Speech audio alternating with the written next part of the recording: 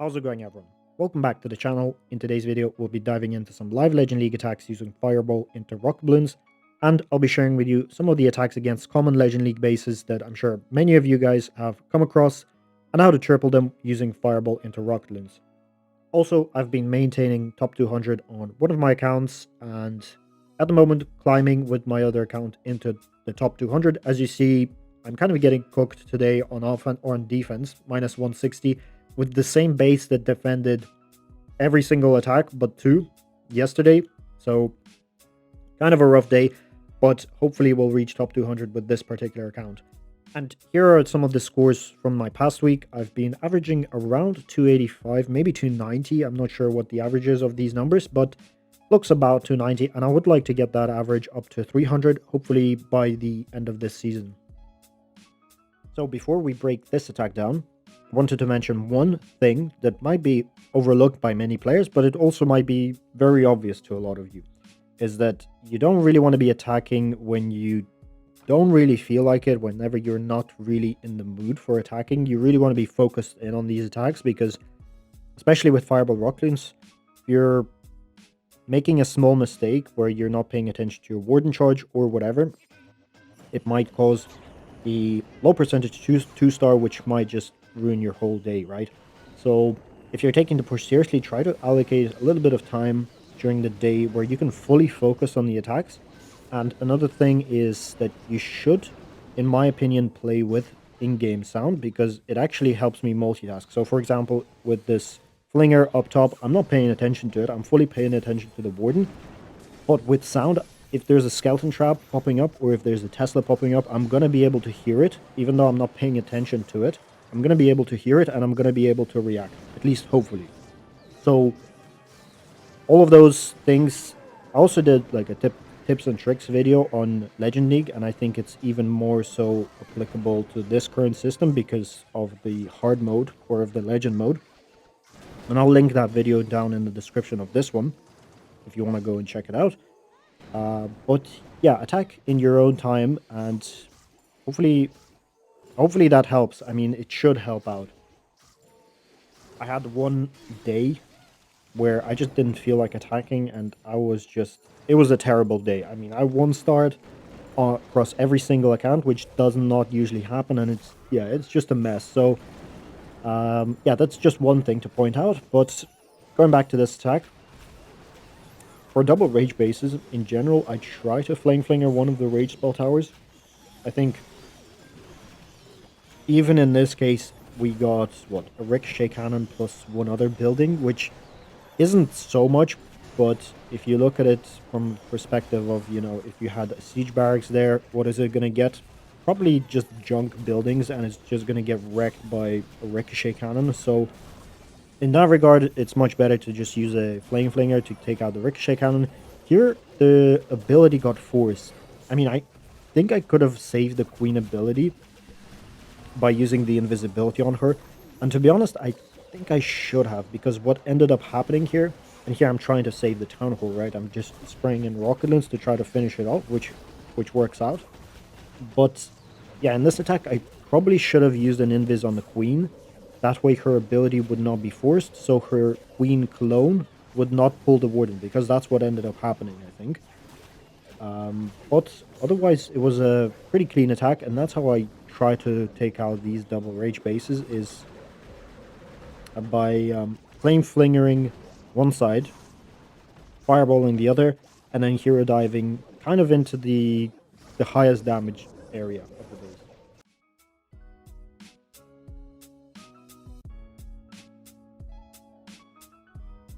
So this was actually a base that I once started from that other day where I felt off, and I went with the exact same plan here. The only difference that happened was the execution of the attack itself. Here you can set up a really nice flame flinger on that left side rage compartment, and I will do so in just a second. So the plan, again, like with the other double rage base, you're going to fireball one of the rage spell towers, and you're going to set up a flame flinger to take out, obviously, well, in this case, a lot of value to be had with the flame flinger. But one thing I would suggest, and you'll see I don't do it in this attack, so I fireball. My quakes I do not quake out the Crusher Mortar, which you should really prioritize for this base, because the Crusher Mortar is pretty well set up in the core, and it's going to do quite a lot of damage to your hero dive. So if you quake that out instead of, if you offset your quakes a little bit and you quake that out instead of the multi-arch tower, which is just on the edge, which you can easily snipe out if you want, with a couple of rocket balloons, I would definitely go for that. And here, the plan for the Warden charge is to have him go for the Town Hall. So as you see, I'm kind of sniping out outside defenses. At the same time, I know that there is a chance that there's a NATO either in that compartment or where the Gigabomb is. That's why I sent out a bunch of rocket balloons in there, just to test that area, because if your Warden gets trapped in a NATO, it's just not fun. You're going to have to invest a lot of spells into him. The NATO might spin him into the range of the Fire Spitter, for example, and yeah, as I said, it's just not going to be fun. But as soon as, yeah, I dropped the Invis on the Warden, I started my Hero Dive. That way, I did not have to start the Hero Dive while the Warden was taking a ton of damage. And notice the Crusher Mortar. I mean, I just popped the King ability right away because I just want to take that thing out as soon as possible, because it does a lot of damage to your Queen if it locks onto her. And yeah, delaying the Queen ability obviously helps for that Rage compartment, right? That's kind of why you would want to quake out the Ricochet Cannon, or the Crusher Mortar, sorry. The Warden locks onto the Town Hall, which is great. We're going to freeze over the defenses. We don't have any more spells, so in those cases, when you don't have any more spells and you want to back the Warden up, send the Royal Champ at the back end, just to take out some of the defenses that are hitting the Warden. And here we have the Warden kind of joined together with the RC, which is okay because time is not a huge issue here. We have still plenty of troops alive, and yeah, here we get a nice triple.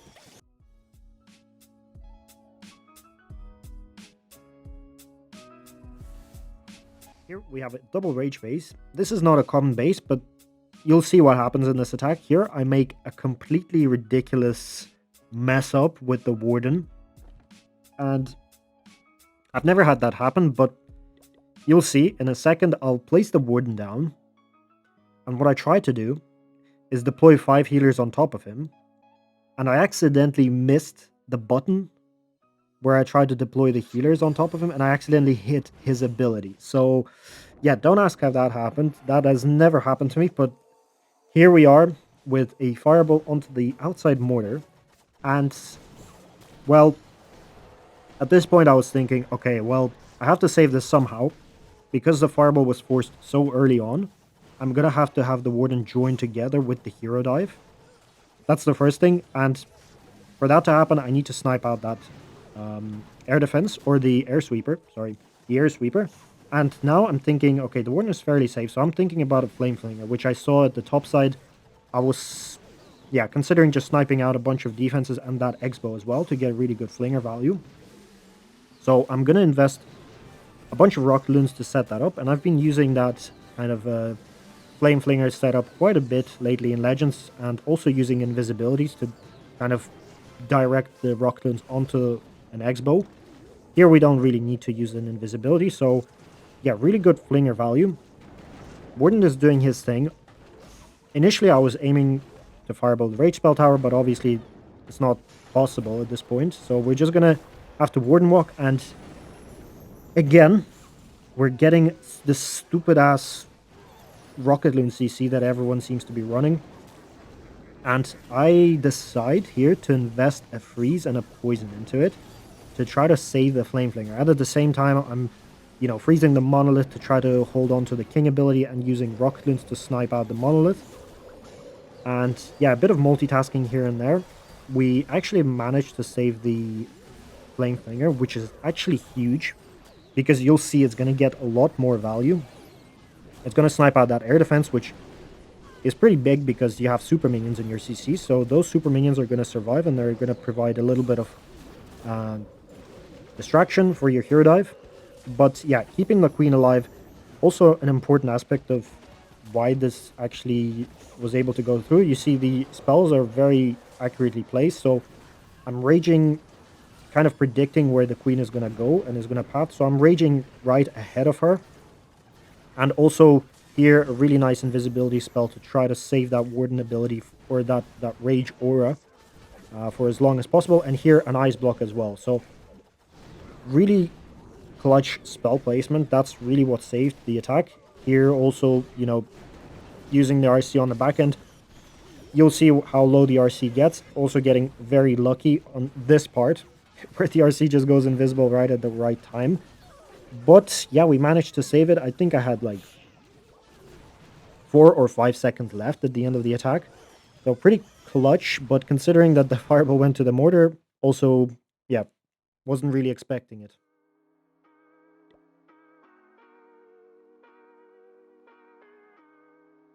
Moving on to a pretty common double poison base. I'm sure many of you have seen this base. I've seen it a bunch of times in Legends already. And, well, first thing I noticed about this base is that there's a lot of Flame Flinger value to be had at 2 o'clock or 4 o'clock. It's a symmetrical base. Just snipe out the mortar and place a Flame Flinger down to take out 3 major defenses. And the plan here is to fireball the Fire Spitter. Now, you can also fireball the Inferno Tower, and that's going to get you the other Inferno Tower. So 2 Inferno Towers, but at a cost of an extra invisibility spell. I'm not sure if that's worth the investment. Here we freeze over and add 2 Rocketloons to kind of take out that multi-arch tower, which I probably should have just gone simply for that rage spell. That would have probably saved me a spell if I just raged early. I would not have had to use a free spell. But yeah, here the Warden is going to head to the right, or to the left. And if that ends up happening, I would suggest redirecting him to the right, because you see there's a lot of damage.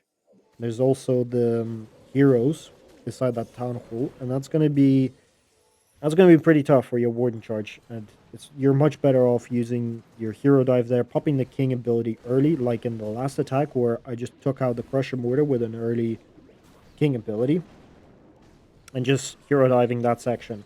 So I would suggest redirecting your Warden to the right side with the 4 Rocketloons. I did not do this in this attack. But you'll see that, you have to really keep a close eye on the Warden, and it is pretty time consuming as well. I mean, having the hero dive into this monolith is also not the best investment, because the monolith completely shreds your hero dive. And yeah, here we're feeding in headhunters, popping the king ability early on. And I'm going to try to feed the wall breaker through, but I don't think it's going to even connect to any wall. It's just going to, go to some random ass wall. Obviously, wall breaker AI at its peak. If I had 2 wall breakers, by the way, you can feed 2 wall breakers through, and that second wall breaker is going to go for a correct wall. Don't ask me why, it just happens. Here, 45 seconds. Send the RC. The RC is not getting all that much value, to be honest. And as you see, yeah, the Warden did take out a bunch of defenses, and he did join the Queen. And yeah, it's getting a little bit messy here. We lost the RC. Luckily, the Queen survived, and she went for the correct wall, and she did not go around. That way, she was able to kind of support the Warden a little bit, and we managed to get the triple. But yeah, as I said, do the same approach, but redirect the Warden to the right, and you should have a much easier time. Here we have a very, very common double poison base, which I'm sure most of you guys have seen. And I've attacked it a bunch of times. I've tried to fireball the scatter shot, and it doesn't really... I mean, it would get a lot of value, right? You would get the CC if you fireball the scatter shot in the core, but I always struggled after that. I mean, the Warden would step into a lot of damage, and it just wouldn't be fun. So here I had a different method where I just place a Flame Flinger down in that 2 o'clock section. There's usually a couple of Teslas there, so make sure to snipe out some buildings and test for those Teslas. And yeah, you set up a Flame Flinger there, it's going to do its thing. And the idea here is I'm going to set up a really shallow fireball. In this case, 2 invises just because those Teslas popped up. You might get away with just 1 invis, because those Teslas are not usually there. And notice where I started the Warden. I started him into the Crusher Mortar side. That's a big, big difference between starting him from the bottom side, because you're not going to face this multi-gear tower, which deals a ton of damage to the Warden. And another benefit of Warden charging into Pressure Mortar is Pressure Mortars can deal a lot of damage to your Hero Dive. So if you Hero Dive that section with a Pressure Mortar, you're not going to get anywhere near as much value as you would with the multi-gear tower where this Royal Champion is. So here, I'm just setting up a relatively cheap funnel with a bunch of Rocketloons and a couple of Baby Dragons to set up the Hero Dive, and I get Rocketloons to the face of the Warden. Hopefully you don't have to face these Rocketloons, but if you do, drop an Invis on them, redirect them, and deal with them that way. And here the whole idea is to get at least that section of the base down with the Hero Dive. And as long as you take out that section, you saw the wall breakers didn't even get through, so I had to pop the King ability very early to open up that whole compartment. As long as you get those buildings down, the Warden is going to take out the Town Hall, and you can send the RC for the Monolith section, and the Super Minions should be able to deal with the topside section by themselves. You'll have the RC on the back end as well with the Warden to finish off that section of the base if the Super Minions don't get through it, and you'll get a relatively comfortable triple.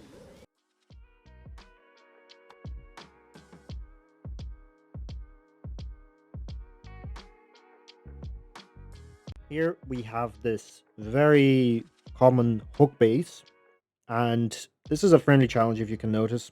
I've copied this base down, and this is basically the method that I found the best that works for it.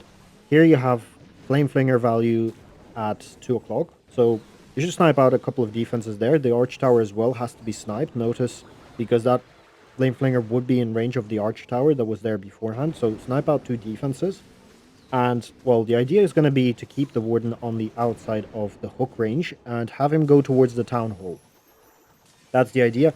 I actually missed an invisibility here. I was trying to be greedy and try to get, well, it's not really greedy, it was just a sloppy invis, to be honest. And, yeah, we're just going to do a cheap fireball. As you saw, it just got a couple of buildings. And we're going to snipe out this Ricochet Cannon to make sure that the Warden heads down towards the Town Hall. Again, we're keeping the Warden on the outside of the range of the hook. We're having him deal with the Town Hall, and we're going to get the King hooked in. Now, you saw, maybe you noticed at the top, I placed a bunch of minions to create a really cheap funnel for my Hero Dive, so do that at the start of the attack as well. Here we get a CC lure, so you're going to poison it down, and you have 2 freeze spells in this army comp. So freeze down the Monolith if you need to freeze it twice if the hook isn't getting locked onto your King. And eventually it will get locked on. After 2 free spells, it will get locked on, and your King will get pushed into the hook. And yeah, you'll get him hooked in, pop his ability, and you'll get really good spiky ball value. Then you just rage the Queen, you just push through that core. I popped her ability quite early, or maybe it was forced, I didn't quite see. And you can delay the Queen ability for, you know, that back end if you would like. Here, raging the Warden, obviously trying to secure that Town Hall. And you'll have a bunch of invis spells because you wouldn't have actually used 2 invisibility spells at the start. Like maximum you would use 1 to direct the fireball. So you can use a bunch of invisibilities to keep the Queen clones alive on that back end, because that section of the base is going to be opened up and the Queen will be able to reach the Fire Spitter and all those defenses on the back end. And yeah, you see I still have the Royal Champion and Spike Invisibility as well, so it wasn't even a perfect attack, but you see it goes through, and most of the times it's a pretty comfortable triple.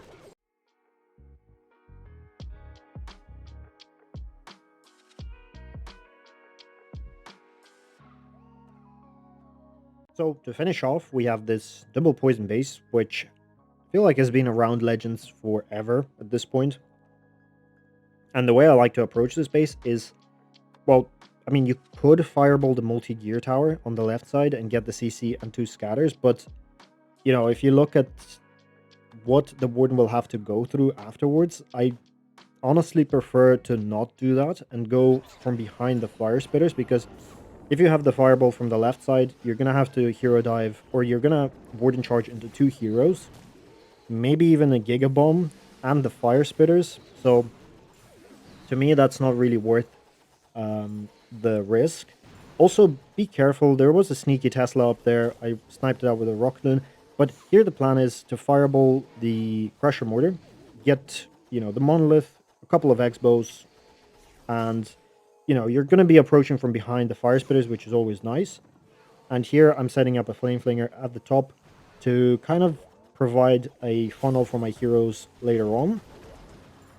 Here, nice fireball value.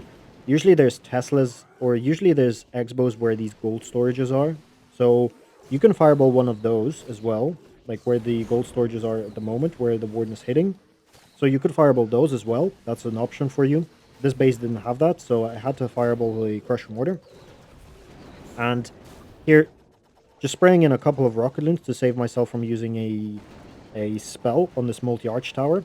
Just a little tip for you guys as well. If there's a multi-arch tower plus an Expo, you can send in 2 Rocketloons to cover it for the damage for the Warden. And yeah, at this point when the Warden is fairly safe, well, be careful here. He's not safe. He's right on the edge of that town hall, which I had to react to. But yeah, thinking that he was safe, I sent in the hero dive and yeah, raged him up as well, which is actually quite nice because he's going to get through the queen with the help of that rage spell. And yeah, sneaky Teslas, man, like, be careful. As you saw, like, I did snipe out a sneaky Tesla at the top, but here another one popped up on the right, and yeah, you might guess what ends up happening here, but you see, I'm keeping the queen alive. I poisoned down the CC. I don't think this guy had a furnace, so I poisoned down directly onto the ice golems. And I'm just spraying down invisibility spells on the queens to make sure that they get the value here. Second rage onto the warden to make sure that he stays up, because there's quite a bit of damage ahead of him. And honestly, I was thinking of swagging the RC. Now, that's a really dumb move. Like, I should send the RC at this point at 40 seconds, to be honest. Like, I should have sent her already. And you see, 30 seconds, I'm still not sending her, which is, yeah, that's stupid. Don't do that. Send your RC at 40 seconds, 45 seconds. I mean, if I did that at like 15 seconds earlier, as I said, that stupid Tesla on the right side, I'm not seeing it. Like, it's very hard to see because of the background, but I notice it. I think at this point I notice it. Yeah. And I end up time failing, but don't make that mistake. Send your RC at 45 seconds remaining and yeah, snipe out those cheeky Teslas.